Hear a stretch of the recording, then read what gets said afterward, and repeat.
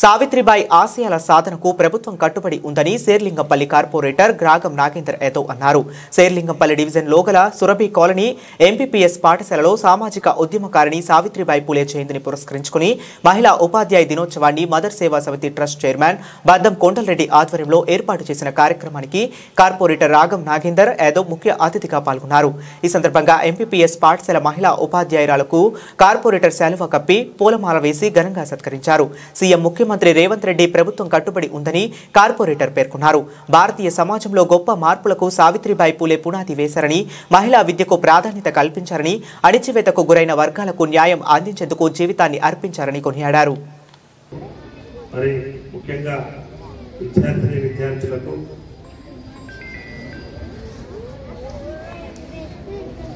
మహిళా ఉపాధ్యాయులకు అందరికీ కూడా ఉపాధ్యాయ దినోత్సవ శుభాకాంక్షలు తెలియజేస్తూ, ముఖ్యంగా ఇప్పుడే ఇంతకుముందు చెప్పినటువంటి వక్తలందరూ కూడా సావిత్రిబాయి పూలే గురించి చక్కగా వివరించడం జరిగింది. ముఖ్యంగా మా సిస్టర్ పూజిత గారు చక్కగా వివరించడం జరిగింది.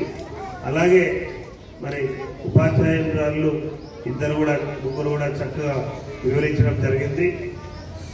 మహిళా సామాజికవేత్తగా ఆ రోజుల్లో 150 సంవత్సరాల క్రితమే ఆ రోజు స్కూల్ పెట్టి మరి ఎన్నో ఒడిదొడుకులను ఎదుర్కొని మహిళలను చక్కగా మంచి మార్గాన్ని తీసుకురావాలి, మహిళలకు స్వేచ్ఛనివ్వాలి, మహిళలందరూ కూడా మరి ప్రతి ఒక్కరు కూడా చదువుకొని ముందుకు రావాలి అనే మహిళా సంస్కర్త, మరి సామాజికవేత్త,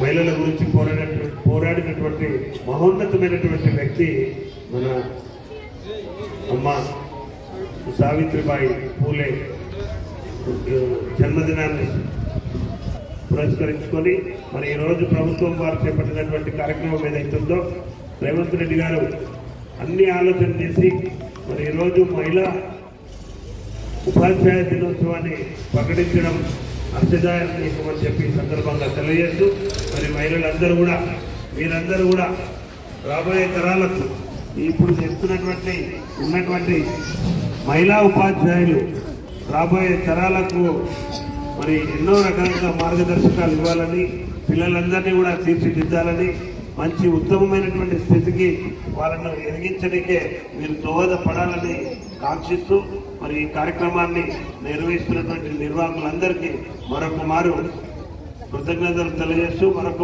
మీ అందరికీ మహిళా ఉపాధ్యాయ దినోత్సవ శుభాకాంక్షలు తెలియజేస్తూ ముగిస్తున్నాను. Thank you.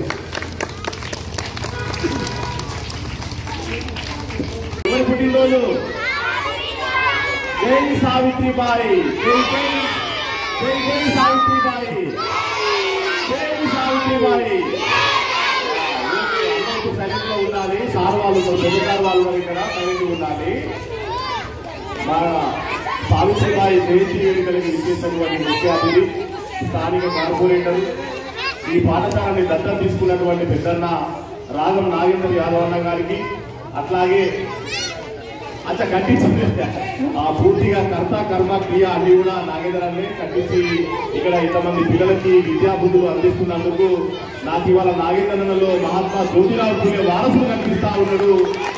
మరి ఆనాడు తల్లి సావిత్రిబాయి 197 ఏళ్ల క్రితం మహారాష్ట్రలో జన్మించి ఆ మహారాష్ట్రలో ఉన్నటువంటి పరిస్థితులకి ఎదుర్కొంటి తొలి ఉపాధ్యాయురాలుగా తన చదువును కొనసాగించింది. 9 ఏళ్ల వయసులోనే బాల్య వివాహమైంది.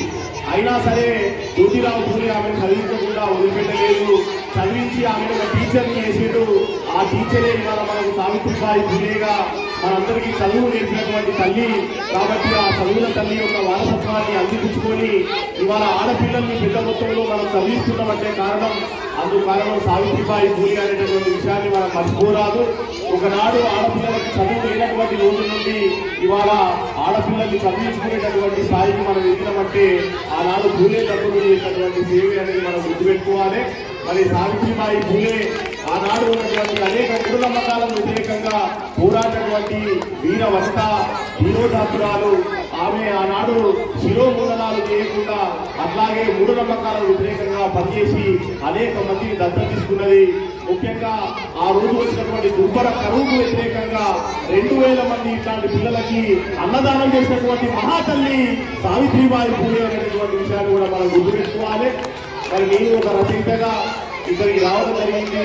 ఇవాళ మేము రచన చేస్తున్నామంటే కారణం కూడా పూలే దంపతులు, బాబాసాహెబ్ అంబేద్కర్ దానికి కారణం.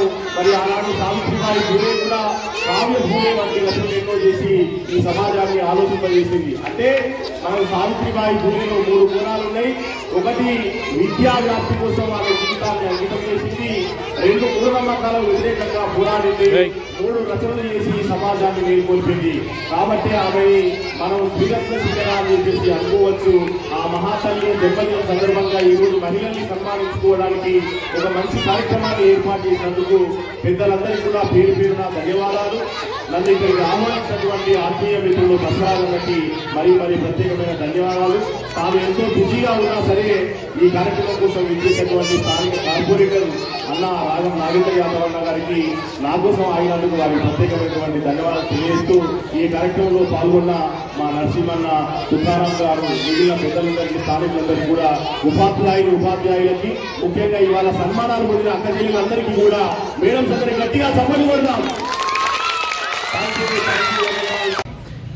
A wonderful morning to the respected guests, teachers and all my friends over here. First of all, I wish a happy first Women Teachers Day to all the women teachers. Today is celebrated as Women's Teachers Day on occasion of birth anniversary of Savitribai Phule. Savitribai Phule was one of the first female teachers in India. She was also social reformer and a great poet. She was born in Maharashtra on 3rd January 1831. She started first girls' school along with her husband Jyotiba Phule in Maharashtra. She played a vital role in improving women's rights in India. She strived to abolish discrimination and unfair treatment of people based on caste and gender. She and her husband were pioneers of women's education in India. Thank you.